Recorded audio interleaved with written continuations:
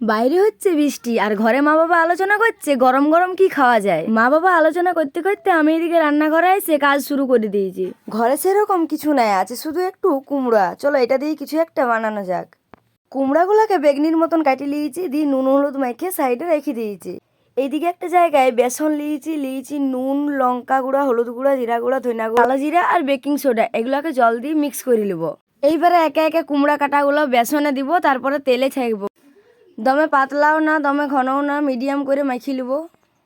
গ্যাসটা low to মিডিয়ামে রাখি পরে ছেঁকতে হবে, তাহলে কুমড়াটাও সিদ্ধ হয়ে যাবে আর মুচমুচে করে ভাজাও হবে। লাল লাল করে একটা একটা ভাজি তুলে নেবো।